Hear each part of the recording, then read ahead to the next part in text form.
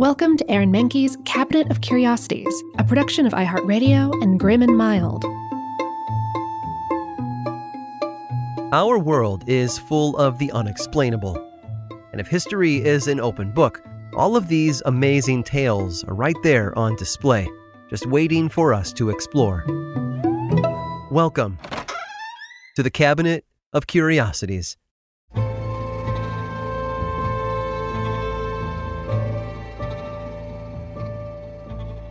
The Catholic Church has existed for nearly 2 millennia. It's one of the oldest religious institutions in the West, and an organization with such history is bound to have a few secrets. For example, the Freemasons got their start during the Middle Ages and are as mysterious today as they were back then. Yet the symbols they leave behind are everywhere. The square and compass has been spotted on structures all over the world as evidence of Masonic involvement in their construction. Other symbols, however, invite further investigation. Just turn over a dollar bill and you'll see the Eye of Horus, also known as the All-Seeing Eye. Many see that as a Masonic nod to the supreme architect of the universe, but its true purpose on the bill is unknown. Other secrets, though, are not so public. For the Catholic Church, those secrets are stored in a heavily guarded vault beneath Vatican City known as the Secret Archives. The archives were established in 1612, and over the centuries, their contents have changed ownership and location. Today, they make up a 53-mile-long repository of papal documents, ledgers, and other historical artifacts, all of it kept locked away underground. Do you want to see Michelangelo's invoice for his work on the Sistine Chapel, or the court transcripts from Galileo's trial? If you're lucky enough, or privileged enough, you might get to see them. But there's something else stored within the archives, something the church never wanted anyone else to see. But one person found it, and it changed his life. His name was Genrikh Mavrikievich Ludwig, and he was a scientist who'd been held during the 1940s in a Russian gulag. He'd studied numerous disciplines, including architecture and ancient languages, as well as mysticism, all while working as a teacher.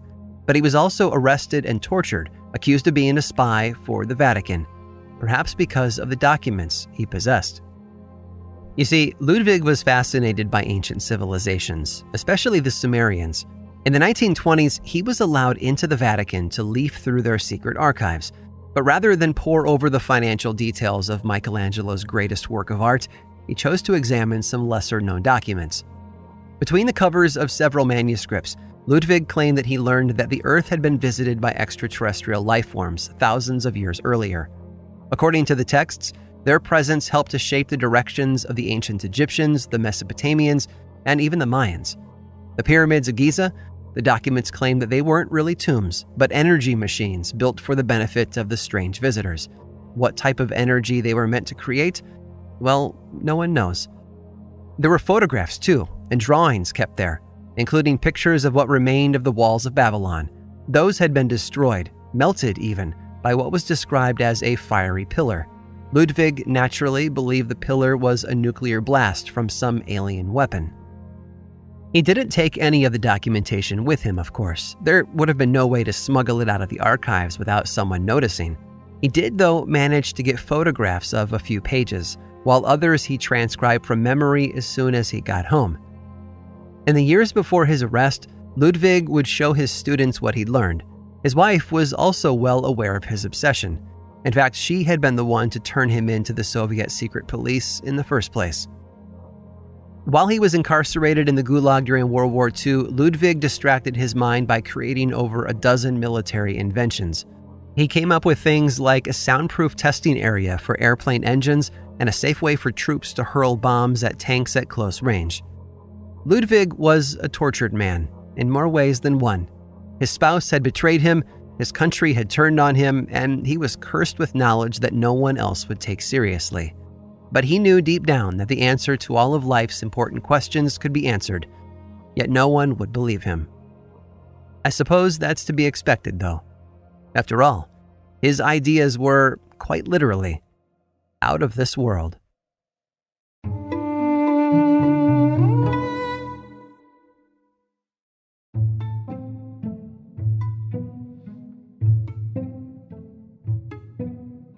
Author William Gibson defined a new breed of science fiction with his short stories and novels.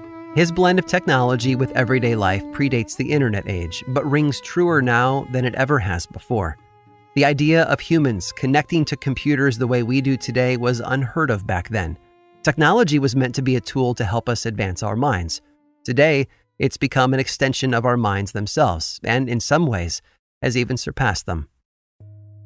Gibson once wrote, "We are that strange species that constructs artifacts intended to counter the natural flow of forgetting." You see, we don't forget anymore. The internet is forever. Our pocket cameras capture every moment as they happen, saved to some nebulous cloud for all eternity. Before smartphones and the web, though, there was a time when our memories were curated. We stored them in photo albums. We displayed them on a mantle above our fireplace. And if they were curious enough, we kept them somewhere else entirely. In the middle of the 16th century, Archduke Ferdinand II ruled Outer Austria from MAHNKE'S Castle. The enormous palace resided in Innsbruck and was treated more like a museum than a mansion. In the Spanish hall of the castle, Ferdinand kept 27 portraits of the rulers of Tyrol, a region of the Alps that was later dissolved after World War I. He also had a vast collection of armor and weapons on display, primarily throughout the lower castle. He wanted to honor the memories of great commanders whose armor he possessed, while also demonstrating the historical importance of German military gear. In the upper castle was the Habsburg Portrait Gallery, a collection that has grown to almost 300 paintings over the last 400 years. The portraits depict the great rulers of the Habsburgs, as well as the Holy Roman Empire. A short walk from the portrait gallery were other collections as well, including an exhibit devoted to glass from the Renaissance and Baroque periods, Gothic sculptures, and frescoes. It's safe to say that the Archduke was quite the collector. But perhaps his greatest collection was in the lower castle. The Chamber of Art and Wonders held some of the most incredible paintings of historical figures found anywhere in the world. For example, one of the portraits on display is that of Petrus Gonzalez, also known as the Man of the Woods. You might remember him as Pedro Gonzalez, the Spanish nobleman who was born with hypotrichosis, a condition that caused large amounts of hair to sprout all over his body. Then there's a portrait of Gregor Baki, a Hungarian soldier, also displayed in the chamber. According to the stories, Baki had either been in the midst of battle or performing in a jousting tournament when he was impaled by a lance through his right eye, and miraculously lived. Ivory sculptures carved with ornate designs, crystals, rare coins, weapons, and odd musical instruments make up a sizable portion of this collection, as did various corals, bronze animals, and automatons. However, much of it was devoted to paintings.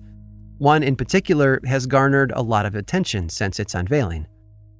It is a portrait of a man with long brownish black hair and a mustache that stretches across the width of his face. He wears a red cap adorned with a large jewel set against a golden star or sun. Even his red coat is fastened with gold clasps and a matching collar.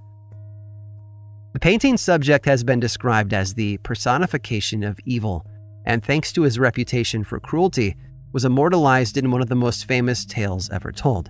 His name was Vlad Tepes, also known as Vlad the Impaler, but you probably know him as one of the inspirations behind the character of Dracula. The Chamber of Art and Wonders at MAHNKE'S Castle still exists in its original location. Many other collections have been moved to other facilities or dismantled over the years, making this particular Kunstkammer the oldest of its kind in the world.